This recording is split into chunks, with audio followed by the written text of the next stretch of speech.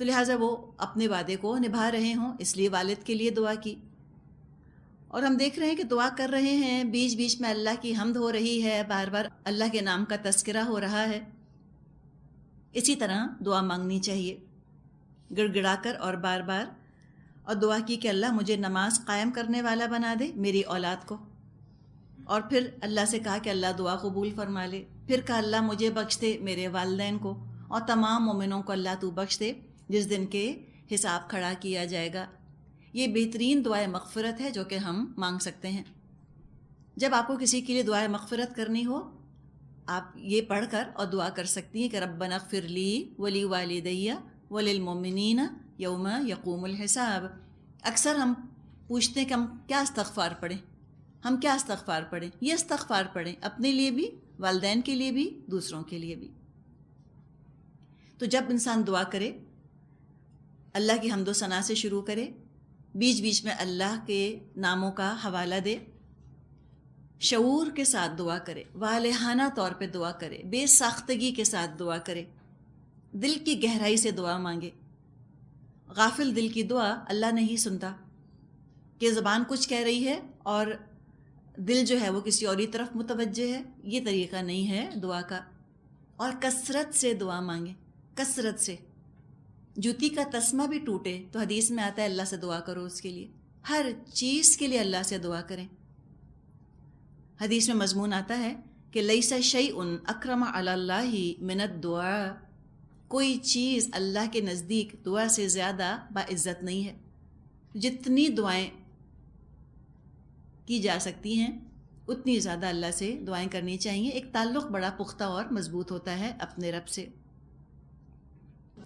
آیت نمبر 42-43 42-43 خاتمہ سورت کی آیات ہیں۔ وَلَا تَحْسَبَنَّ اللَّهَ غَافِلًا عَمَّا يَعْمَلُ الظَّالِمُونَ إِنَّمَا يُؤَخِّرُهُمْ لِيَوْمٍ تَشْخَصُ فِيهِ الْأَبْصَارُ مُهْطِعِينَ مُقْنِعِي رُءُوسِهِمْ لَا يَرْتَدُّ إِلَيْهِمْ طَرْفُهُمْ وَأَفْئِدَتُهُمْ هَوَاءٌ۔ اب یہ ظالم جو کچھ کر رہے ہیں، اللہ کو تم اس سے غافل مت سمجھو، اللہ تو انہیں ٹال رہا ہے اس دن کے لیے جب حال یہ ہوگا کہ آنکھیں پھٹی کی پھٹی رہ گئی ہیں، سر اٹھائے بھاگے چلے جا رہے ہیں، نظریں اوپر جمی ہیں اور دل خالی ہیں، دل اڑے جا رہے ہیں۔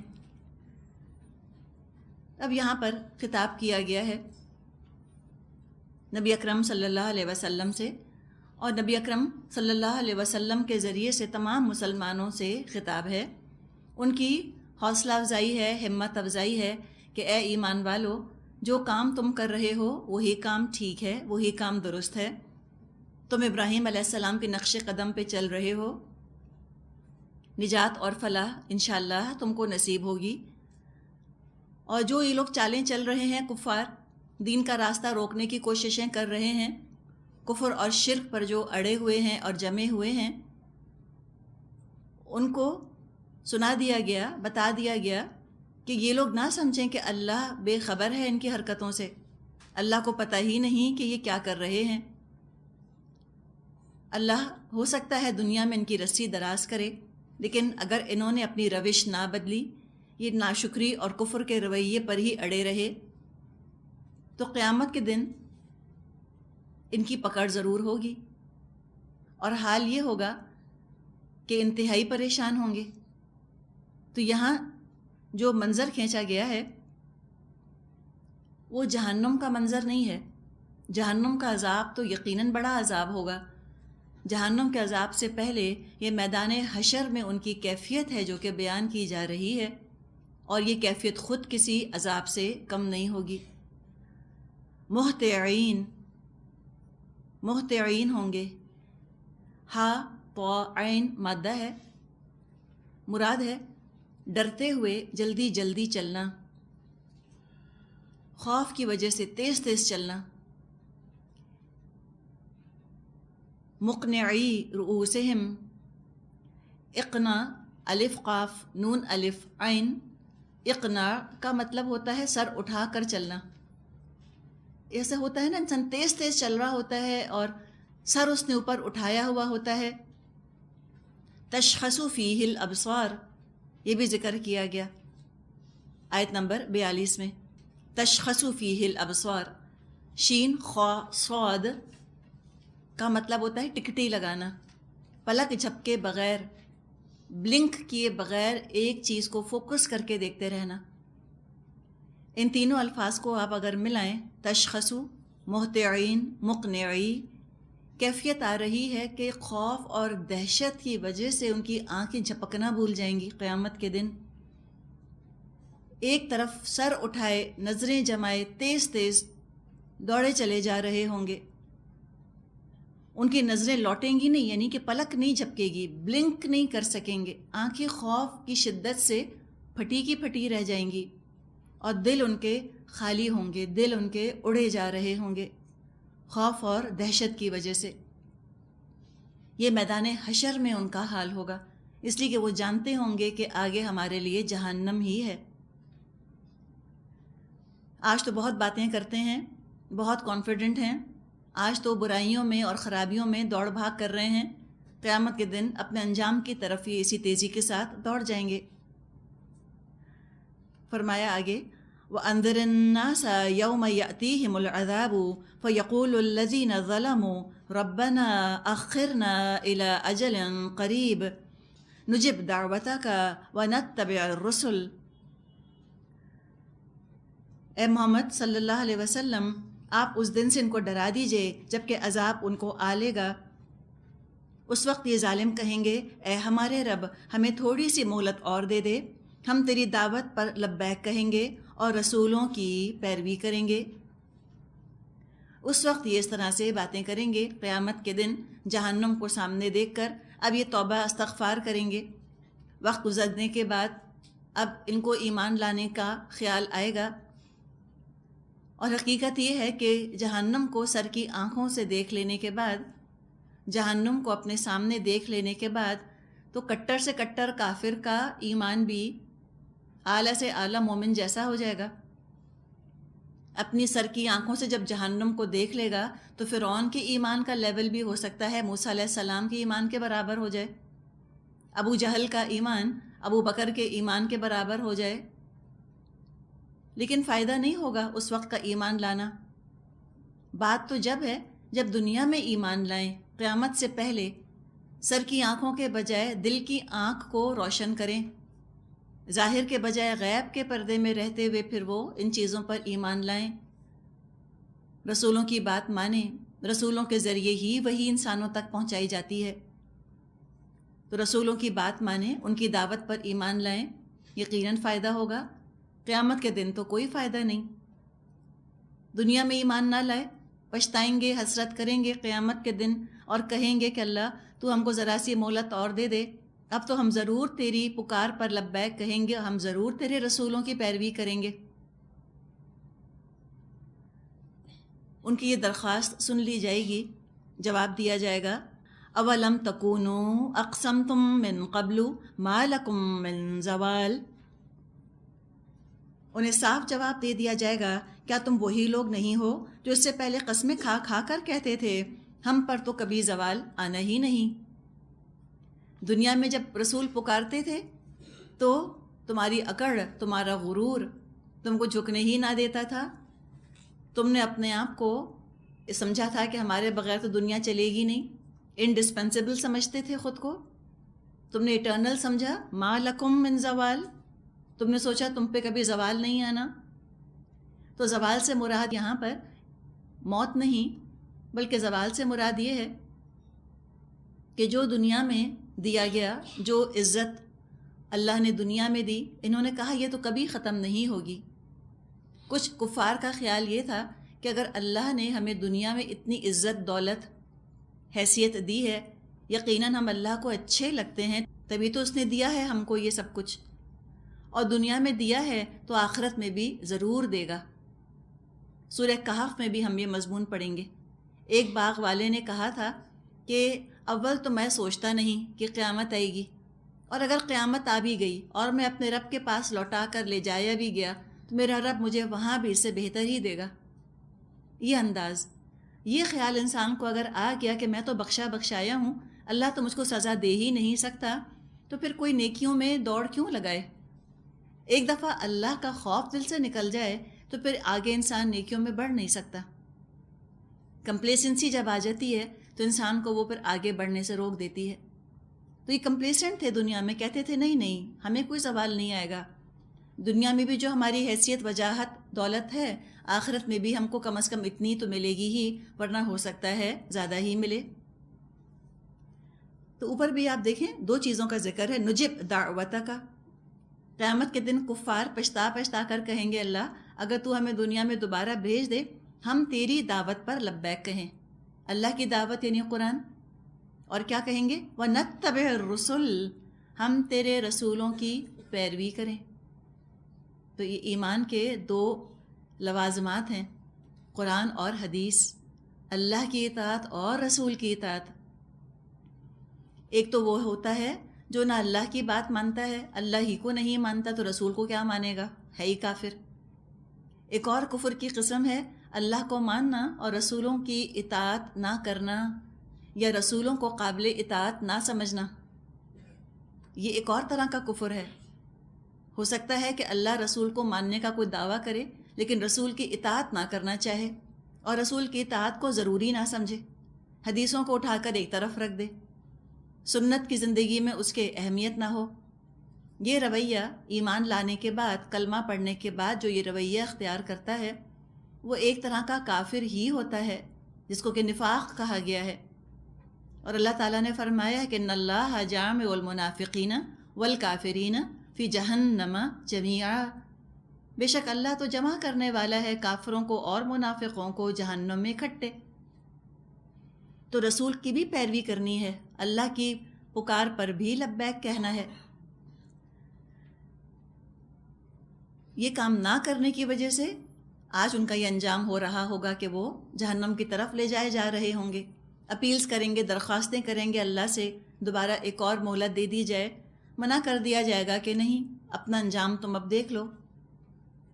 آیت 45 وَسَكَنْتُمْ فِي مَسَاكِنِ الَّذِينَ ظَلَمُوا أَنفُسَهُمْ وَتَبَيَّنَ لَكُمْ كَيْفَ فَعَلْنَا بِهِمْ وَضَرَبْنَا لَكُمُ الْأَمْثَالَ، حالانکہ تم ان قوموں کی بستیوں میں رہ بس چکے تھے جنہوں نے اپنے اوپر آپ ظلم کیا تھا، اور دیکھ چکے تھے ہم نے ان کے ساتھ کیا سلوک کیا، اور ان کی مثالیں دے دے کر ہم تمہیں سمجھا بھی چکے تھے۔ یہ جواب دیا جائے گا مجرموں کو قیامت کے دن کہ تم نے تاریخ سے آخر سبق کیوں نہ حاصل کیا۔ قرآن میں بھی پچھلی گزری ہوئی عوام کے قصے بیان کیے گئے ہیں جہاں اللہ تعالیٰ مستقبل کی جھلک ہمیں دکھاتا ہے، جہنم کے بارے میں، جنت کے، آخرت کے بارے میں ہمیں معلومات فراہم کرتا ہے۔ اللہ تعالیٰ تاریخ کا بھی ذکر فرماتا ہے قرآن میں۔ تاریخ کی حیثیت آپ یوں سمجھیے کہ جیسے ایک ریئر ویو مرر کی طرح ہے۔ گاڑی جب انسان ڈرائیو کر رہا ہوتا ہے تو ایک آئینہ لگا ہوتا ہے نا، شیشہ لگا ہوتا ہے، اس میں سے یہ ہم دیکھ لیتے ہیں کہ پیچھے کیا ہو رہا ہے تاکہ ہم گاڑی کو احتیاط سے چلا سکیں۔ بالکل اسی طرح جو صراط مستقیم کے مسافر ہیں، اللہ تعالیٰ نے ایک ریئر ویو مرر پرووائڈ کر دیا ہے ان کے لیے کہ تم ذرا پس منظر دیکھ لو، پیچھے تم دیکھ لو، پیچھے جو لوگ گزر گئے، جو تم سے پیچھے لوگ تھے، یعنی کہ پہلے جو لوگ آ کر تم سے چلے گئے، ان کے ساتھ کیا معاملہ ہوا، کون کامیاب ہوا، کون ناکام ہوا۔ تو قرآن یقیناً تاریخ کا ذکر کرتا ہے۔ جہاں تک اس دنیا کا تعلق ہے، اس زمین کا تعلق جس پہ کہ ہم رہ بس رہے ہیں، یہاں پر ہم زندہ انسانوں کی آبادی دیکھتے ہیں، شہر بسے ہوئے ہیں زندہ انسانوں کے، ساتھ ہی ساتھ پچھلی گزری ہوئی قوموں کے کھنڈرات بھی موجود ہیں۔ شہر خاموشہ، خاموش شہر، کھنڈر ہی کھنڈر ہیں، انسان نہیں۔ تو یہ کھنڈرات بھی، روئنز بھی محفوظ ہیں۔ اس کے علاوہ ان کھنڈرات کے اندر قدیم زمانے کے انسانوں کے قبرستان بھی ہیں، گریو یارڈز بھی ڈسکور ہوئے ہیں۔ ایک اور بھی ہم شہر دیکھتے ہیں، مردوں کا شہر، جہاں عمارتیں کوئی نہیں ہیں لیکن انسان ہیں، لیکن وہ انسان زمین کی پیٹھ پر نہیں ہے، زمین کے پیٹ میں رہ رہے ہیں، قبرستان۔ تو گریو یارڈز بھی ہیں، روئنز بھی ہیں، سٹیز بھی ہیں، یہ سب چیزیں سائڈ بائی سائڈ ایگزسٹ کر رہی ہیں۔ ساتھ ہی ساتھ ان تینوں چیزوں کا وجود ہے۔ قبرستان کو آپ دیکھیں، ایک ہی دیوار ہے شہر کے بیچ میں اور ان کے بیچ میں، لیکن ادھر اور ادھر میں زمین آسمان کا فرق ہے نا۔ ہم جیسے انسان ہیں نا جو ادھر ہیں، آج ہم اس دیوار کے اس طرف ہیں، کل کو دیوار کے اس طرف ہوں گے۔ وہ جو لوگ اس قبرستان میں ہیں کبھی اس طرف تھے نا، وہ بھی گاڑیاں چلا رہے تھے، گھروں میں رہ رہے تھے، بچے پال رہے تھے، اور آج وہ کیسے لیٹ گئے ہیں جا کے قبر کے اندر؟ کیا لے کر گئے اپنے ساتھ؟ نہ بچے، نہ گاڑیاں، نہ گھر، اعمال لے کر گئے ہیں۔ تو چاہے انسان اپنے بچوں کو پال رہا ہو، چاہے دنیا کی مصروفیات میں وہ حصہ لے رہا ہو، اپنی آخرت، اپنی قبر کو نہ بھولے۔ موت کی یاد بہت سے گناہوں سے، بہت سی نگیٹو کیفیات سے انسان کو بچانے والی چیز ہے۔ موت کو یاد رکھیں۔ نبی اکرم صلی اللہ علیہ وسلم نے فرمایا کہ موت کو 70 دفعہ یاد کیا کرو دن میں، موربڈ ہونے کے لیے نہیں، بلکہ اپنا پرسپیکٹو، نقطہ نظر درست رکھنے کے لیے۔ اس دن بھی ہم نے بات کی تھی کہ graveyard is full of indispensable people. قبرستان کے اندر ہر شخص جو موجود ہے وہ یہی سمجھتا ہوگا کہ شاید میرے بغیر دنیا چلے گی نہیں، یا ہر شخص نہیں تو بہت سے تو ایسے ہوں گے۔ ہمیں بھی یہ فیلنگ آتی ہے نا کہ میں نہیں ہوں گی تو بچوں کا کیا ہوگا، میں نہیں ہوں گی تو میاں کا کیا ہوگا، میں نہیں کروں گی تو کون کرے گا، سب کام ہو جائیں گے، کیا بچے گا؟ اتنے لوگ دنیا سے چلے جاتے ہیں، کوئی کام رکا ہے دنیا کا؟ کوئی جگہ خالی ملتی ہے؟ سب جگہیں فل ہو جاتی ہیں۔ نوبڈی از انڈسپینسیبل، کوئی ایسا نہیں جو انڈسپینسیبل ہو۔ تو اپنی آخرت کی فکر ضرور کریں۔ اس جہان میں بہرحال ہمیں جانا ہے، ہمیں دیوار کے اس طرف جانا ہے ایک دن۔ آگے فرمایا آیت 46، وَقَدْ مَكَرُوا مَكْرَهُمْ وَعِنْدَ اللَّهِ مَكْرُهُمْ وَإِنْ كَانَ مَكْرُهُمْ لِتَزُولَ مِنْهُ الْجِبَالُ۔ انہوں نے اپنی ساری ہی چالیں چل دیکھیں، مگر ان کی ہر چال کا توڑ اللہ کے پاس تھا، اگرچہ ان کی چالیں ایسے غضب کی تھیں کہ ان سے پہاڑ ٹل جائیں۔ کفار کا ذکر ہے اور ان کی سازشوں کا، ان کی کانسپریسیز کا ذکر ہے۔ کفار نے رسولوں کا راستہ روکنے کے لیے، اہل ایمان کا راستہ روکنے کے لیے اپنی صلاحیتیں، اپنی ذہانتیں انویسٹ کیں، لگائیں، بڑی بڑی انہوں نے پلاننگز کیں، بڑی بڑی چالیں چلیں، لیکن اللہ نے ان کو کامیاب نہ ہونے دیا۔ انایبیٹیبل کو بدلنا چاہا انہوں نے، وہ نہ بدل سکے۔ انایبیٹیبل تو یہ چیز ہے کہ نجات اور کامیابی ایمان کے ساتھ وابستہ ہے۔ انہوں نے چاہا کسی طرح وہ یہ لوگوں کو کنسیپٹ دے دیں، یہ تاثر لوگوں کو دے دیں، پرسیپشن یہ دے دیں کہ نجات ہر حال میں ملے گی، چاہے تم ایمان لاؤ چاہے نہ لاؤ، چاہے تم اللہ کو اگنور کرو یا تم اللہ کو اہمیت دو، سب کی نجات ہو جائے گی۔ کتنی بھی انہوں نے کوششیں کر کے دیکھ لیں، وہ بہرحال اللہ کے بنائے ہوئے معیار کو بدل نہ سکے، اللہ کے فیصلوں پر اثر انداز نہیں ہو سکتے۔ ہاں بات کیا ہے؟ وَإِنْ كَانَ مَكْرُهُمْ لِتَزُولَ مِنْهُ الْجِبَالُ، یہ بات کہی گئی ہے کہ واقعی چالیں اتنے غضب کی تھیں کہ اگر اللہ ہی تھامنے والا نہ ہوتا تو یہ تو پہاڑوں کو ٹلا دیتے۔ اتنی سخت ان کی چالیں ہیں، ایسا مکر یہ کرتے ہیں، ایسے کننگنس کا ثبوت دیتے ہیں، اتنی ڈیپ پلاننگ کرتے ہیں، اتنی دور تک پلاننگ کرتے ہیں یہ کافر، ایسی غضب کی چالیں چلتے ہیں کہ واقعی پہاڑوں کو ٹال دیں اپنی جگہ سے، جس کو ہم انگلش میں کہتے ہیں give the devil his due۔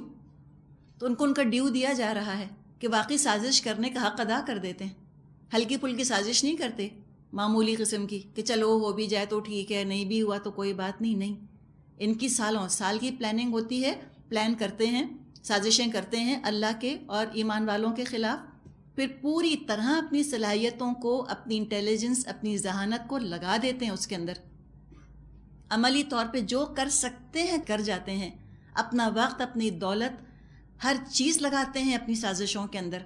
وہ تو اللہ ہی ہے جو ان کی سازشوں کو تھام لیتا ہے اور ان کا برا اثر پڑنے نہیں دیتا۔ تو بس اللہ سے انسان اپنا تعلق درست رکھے، اللہ سے درست رکھے، اللہ پر توکل، اللہ پر بھروسہ۔ اللہ سے اگر اپنا معاملہ درست رکھ لیا، یہ کفار کی چالیں نقصان نہیں دے سکیں گی۔ ہم سے کہا گیا سورہ آل عمران میں وَلَا تَهِنُوا وَلَا تَحْزَنُوا وَأَنْتُمُ الْأَعْلَوْنَ إِن كُنتُم مُؤْمِنِينَ، غم مت کرو، فکر مت کرو، تم ہی اعلیٰ رہو گے، لیکن شرط بہت کڑی ہے نا، ان کنتم مؤمنین، اگر تم مومن ہوگے تبھی اللہ کی مدد آئے گی۔ آیت 47، فلا تحسبن اللہ مخلف وعدہ رسلہ ان اللہ عزیز ذو انتقام۔ بس اے نبی صلی اللہ علیہ وسلم، آپ ہرگز یہ گمان مت کیجئے کہ اللہ کبھی اپنے رسولوں سے کیے ہوئے وعدوں کے خلاف کرے گا۔ اللہ زبردست ہے اور انتقام لینے والا ہے۔ ذو انتقام، انتقام لے گا۔ اپنی ذات کے لیے اللہ انتقام نہیں لیتا، بلکہ ان مظلوموں کا بدلہ لیا جائے گا کہ جن پر ان کفار نے ظلم ڈھایا تھا۔ قیامت کا ذکر کیا جا رہا ہے آیت 48 سے 51، یوم تبدل الارض غیر الارض والسماوات وبرزوا للہ الواحد القہار۔ وہ دن جب کہ زمین اور آسمان بدل کر کچھ سے کچھ کر دیے جائیں گے اور سب کے سب اللہ واحد قہار کے سامنے بے نقاب حاضر ہو جائیں گے۔ ذکر کیا جا رہا ہے کہ زمین بدل دی جائے گی، آسمان بھی بدل دیے جائیں گے۔ اب یہ کیسے ہوگا؟ واللہ عالم، متشابہات میں سے ہے یہ چیز، لیکن ایک حدیث سے ہمیں تھوڑا سا اندازہ ہوتا ہے۔ صحیح مسلم میں حدیث ہے، نبی اکرم صلی اللہ علیہ وسلم نے فرمایا، قیامت والے دن لوگ سفید بھوری زمین پر اکٹھے ہوں گے جو میدے کی روٹی کی طرح ہوگی۔ زمین کا کوئی رنگ چینج ہو جائے گا۔ دکت الارض دکن دکا، زمین کوٹ کوٹ کر چپٹی کر دی جائے گی۔ ہم انشاءاللہ پڑھیں گے آگے سورہ فجر میں۔ اتنا بڑا ایک فنکشن ہونا ہے، سارے انسانوں کو گیدر ہونا ہے۔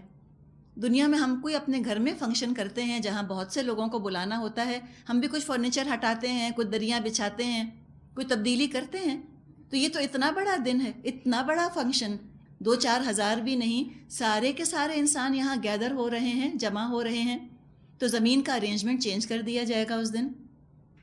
پہاڑوں کو لیول کر دیا جائے گا، سمندروں کو بھر دیا جائے گا، سیدھی سپاٹ ہو جائے گی زمین، پلین۔ ایک اور جگہ ہم پڑھیں گے قرآن میں، کوئی سلوٹ نہیں دیکھو گے تم اس کے اندر، کوئی بل نہیں ہوگا، کوئی کریز بھی نہیں رہ جائے گی زمین کے اندر، بالکل اس کو فلیٹ سیدھا کر دیا جائے گا۔ جیسے یہاں ذکر آ رہا ہے، ایسی زمین پر اکٹھے ہوں گے لوگ جو میدے کی روٹی کی طرح ہوگی، وائٹ۔ یہ سفید کیوں؟ جیسے سرچ لائٹ نہیں لگا دی جاتی، کوئی کہیں چھپ نہ سکے، کوئی اوٹ، کوئی بل، کوئی سلوٹ، اس لیے نہیں کہ کوئی کہیں پناہ نہ لے لے، کوئی چھپ نہیں سکتا اس دن، مراد یہ ہے سب بالکل نمایاں ہوں گے، عیاں ہوں گے، ایویڈنٹ ہوں گے اللہ کے سامنے۔ اس میں کسی کا کوئی جھنڈا نہ ہوگا، جھنڈا نہ ہوگا مراد ہے کہ کوئی کسی کی شفاعت لے کر نہیں آ سکے گا، کوئی کسی کا خاص امتیازی نشان نہیں ہوگا۔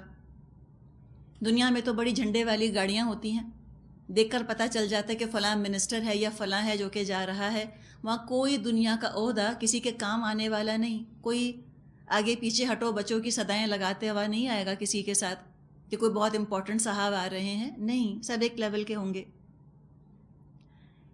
تو جب نبی اکرم صلی اللہ علیہ وسلم نے یہ بات بیان فرمائی کہ لوگ قیامت والے دن اس طرح اکٹھے ہوں گے، تو عائشہ رضی اللہ عنہا نے پوچھا کہ اس وقت لوگ کہاں ہوں گے؟ یعنی جب زمین کی یہ حالت ہوگی کہ وہ میدے کی روٹی کی طرح ہوگی، تو آپ نے فرمایا کہ لوگ پل صراط پر ہوں گے، ایک ایک کر کے ان کا حساب ہوتا جائے گا اور وہ آگے چلتے چلے جائیں گے۔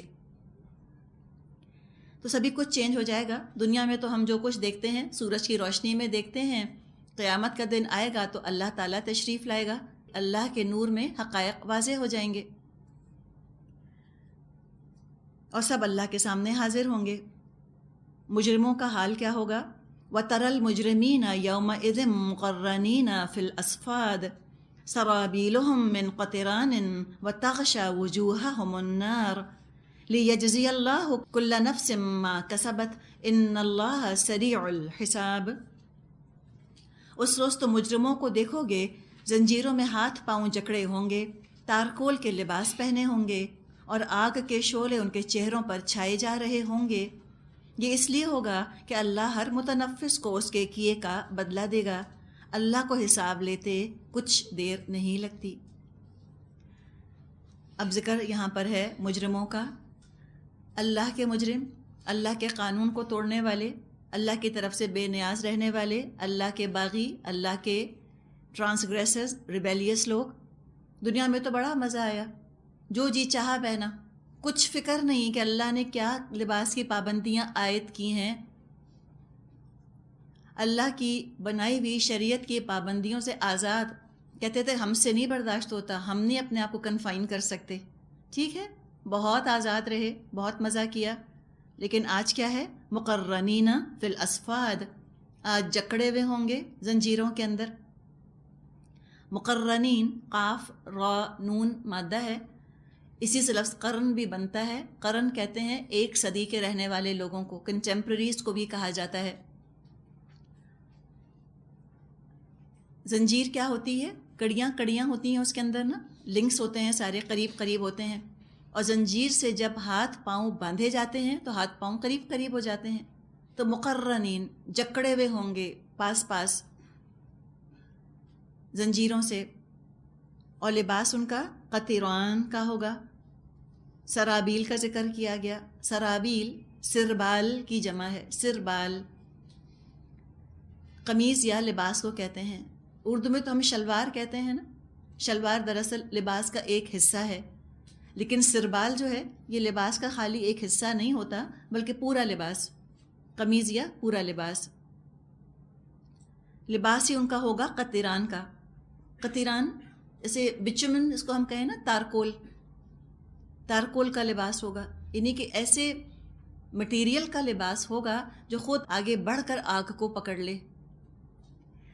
کبھی آپ نے واقعات سنے ہوں گے کچھ لوگوں کے جن کو کہ آگ لگ گئی، اور اگر لباس نائلون کا ہوتا ہے تو وہ نائلون جو ہے وہ تو آگے بڑھ کر آگ کو پکڑتا ہے، اور نائلون پھر سکن کے ساتھ چپک جاتا ہے، گھس جاتا ہے بالکل. تو لباس ان کا ایسا ہوگا، جہنمیوں کا کوئی فائر پروف لباس نہیں ہوگا. لباس ایسا ہوگا جو آگے بڑھ کر آگ پکڑے. ایک طرح کی مناسبت ہے ان کے اعمال سے. اعمال بھی ہمارا لباس ہے نا. اللہ تو ہم کو دعوت دیتا ہے تقویٰ کی کہ آؤ میں تم کو فائر پروف اعمال بتاؤں، ایسے اعمال جو تم کو جہنم سے بچائیں. انہوں نے بات ہی کبھی نہ سنی اللہ کی. ایسے اعمال کیے جو بڑھ بڑھ کر آگ کو پکڑنے والے تھے. ایسے انہوں نے آگ کو انوائٹ کرنے والے، آگ کو دعوت دینے والے اعمال کیے. اگر انہی اعمال کا ہی لباس ان کو پہنا دیا جائے تو وہ آگ میں جلانے کے لیے کافی ہے. آخر دنیا میں بھی تو یہی کرتے تھے. اور پھر خاص لباس ہی کو دیکھیں تو لباس دنیا میں بھی ان کے ایسے ہوتے تھے کہ اللہ کے غضب کو بھڑکانے والے، لوگوں کو گناہوں کی دعوت دینے والے لباس پہنتے تھے.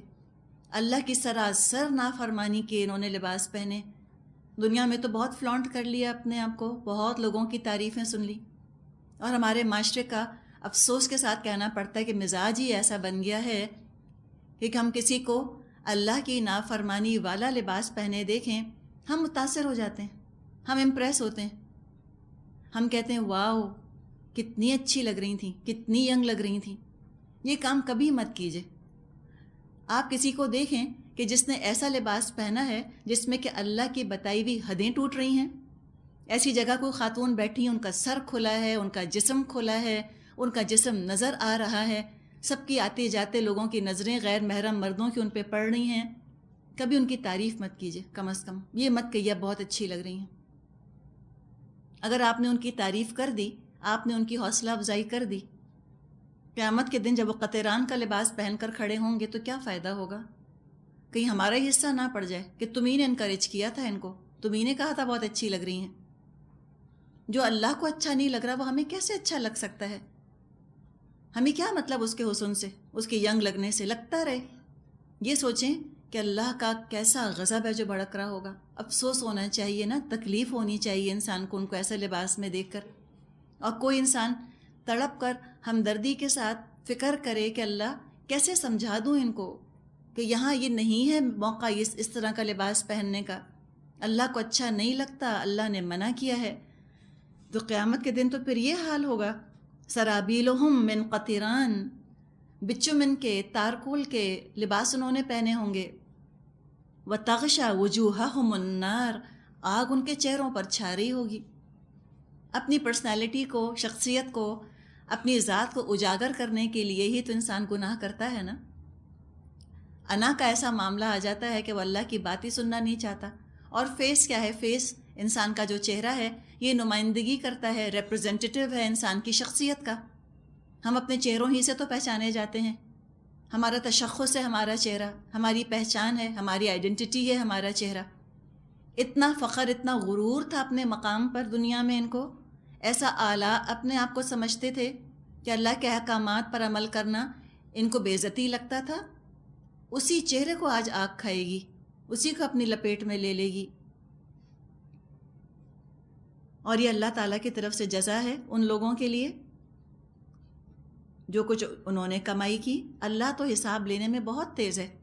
دنیا کی 2-4 دن کی زندگی، یہ 80-90 سال کی زندگی کہیں غفلت یا دھوکے میں نہ ڈال دے کہ اللہ بھول گیا ہم کو، اللہ کو پتہ ہی نہیں ہم کیا کر رہے ہیں، یا اب تک اللہ نے حساب نہیں لیا، میں تو کب سے ایسے گناہ کرتی رہی، اللہ نے اب تک تو پکڑا نہیں، آئندہ بھی نہیں پکڑے گا. نہیں، بہت بڑا دھوکہ ہے جو کسی کو لگ جائے. سریع الحساب ہے. اللہ جب حساب لگے گا کہ ابھی ہم عمل کر گئے ہیں. آیت 52 ھذا بلاغ للناس ولینذروا به وليعلموا انما هو الہ واحد وليذکر اولو الالباب. یہ ایک پیغام ہے سب انسانوں کے لیے، الناس سب کے لیے پیغام ہے، اور یہ بھیجا گیا ہے اس لیے کہ ان کو اس کے ذریعے سے خبردار کر دیا جائے اور وہ جان لیں کہ حقیقت میں اللہ بس ایک ہی ہے، اور جو عقل رکھتے ہیں وہ ہوش میں آ جائیں. لیذکر اولو الالباب، عقل والے نصیحت حاصل کر لیں. کسی کو اگر اپنی عقل پر، اپنی ذہانت، انٹیلیجنس، آئی کیو پر ناز ہے تو اس کو چاہیے قرآن سے عبرت پکڑے، اپنے اعمال درست کر لے. اور اس کو چاہیے اگر وہ اپنے آپ کو عقل والا سمجھتا ہے کہ آج کے دن سے فائدہ اٹھائے. آج کا دن اہم ترین ہے. یہ یسٹرڈے کا فیوچر ہے، گزرے ہوئے کل کا، جو گزر گیا کل، یہ اس کا مستقبل ہے نا آج. اور جو ماضی ہے، جو چلا گیا، گزرنے والے کل کا مستقبل ہے. تو اگر کسی نے آج کو صحیح طرح سے استعمال کر لیا تو یوں سمجھیں اس نے اپنا ماضی، حال، مستقبل سب درست کر لیا.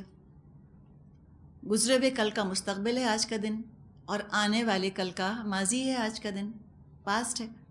تو جس نے آج کا کام کر لیا، آج اچھا عمل کر لیا، اور روز کا روز وہ اچھا عمل کرتا رہا، اس نے تو ماضی، حال، مستقبل سب کو درست کر لیا، پاسٹ، پریزنٹ، فیوچر کو اس میں قابو میں کر لیا. تو اللہ تعالیٰ سے دعا ہے کہ اللہ تعالیٰ واقعی ان آیات سے ہم کو عبرت لینے کی توفیق عطا فرمائے. ہم صرف معلومات کے طور پہ نہ پڑھیں ان کو کہ اچھا جہنم میں سرابیل کا لباس ہوگا، ڈریسز وہاں پر ایسے ہوں گے، جہنم ایسی ہوگی. نہیں، اس کو محسوس کریں. محسوس کبھی آگ کے پاس تھوڑی دیر کو کھڑے ہوں، یا اون میں کوئی چیز آپ رکھتی ہیں اور اون جب دہک جاتا ہے اور اس میں سے کوئی چیز آپ کو نکالنی ہوتی ہے تو جو اون کی گرمی آتی ہے چہرے کے اوپر، کبھی محسوس کریں کہ کوئی اس اون میں بند کر دے تو کیا ہوگا. جب تک ہم محسوس نہیں کریں گے، جب تک ہم ڈریں گے نہیں، ہمارا عمل درست نہیں ہوگا. اگر ہم کمپلیسنٹ ہوں گے، ہم اوائڈ کریں گے، ہم کہیں گے نہیں نہیں ہم تو سوچنا بھی نہیں چاہتے، تو پھر ہم ہو سکتا ہے کہ عمل پر نہ آنے پائیں. اور کبھی اگر آگ ٹچ ہو جائے، آپ اون سے کچھ میں رکھ رہی ہیں، نکال رہی ہیں، اور اس کی گرل سے آپ کا ہاتھ چھو جائے، اس کی جو جلن ہوتی ہے کوئی اس کا اندازہ ہم کر سکتے ہیں. تو کہاں کہ پورے کا پورا سموچہ انسان پھینک دیا جائے جہنم کی آگ میں. دنیا کی آگ بھی نہیں ہے، وہ تو کئی گنا زیادہ ہے. تو کوئی اپنے آپ کو گناہوں میں ڈال نہیں سکتا، نہ اپنی اولاد کو ڈال سکتا ہے. ہم سے کہا گیا ہے کہ یا ایھا الذین آمنوا قوا انفسکم واہلیکم نارا، اے لوگوں جو ایمان لائے ہو، تم بچاؤ اپنے آپ کو اور اپنے گھر والوں کو آگ سے. تو اگر ہم اچھی ماں بننا چاہتے ہیں، ہمیں تو اپنی اولاد کی فکر کرنی ہے. ہم کمپلیسنٹ نہیں ہو سکتے. دنیا کے لیے بھی تو آخر اتنی محنت کرواتے ہیں نا، آخرت کے لیے بھی سخت بنائیں اپنی اولاد کو، جفاکش بنائیں، محنتی بنائیں، قوت برداشت پیدا کریں ہم اپنے بچوں کے اندر، تاکہ وہ اس آگ کے عذاب سے بچ سکیں انشاءاللہ تعالی.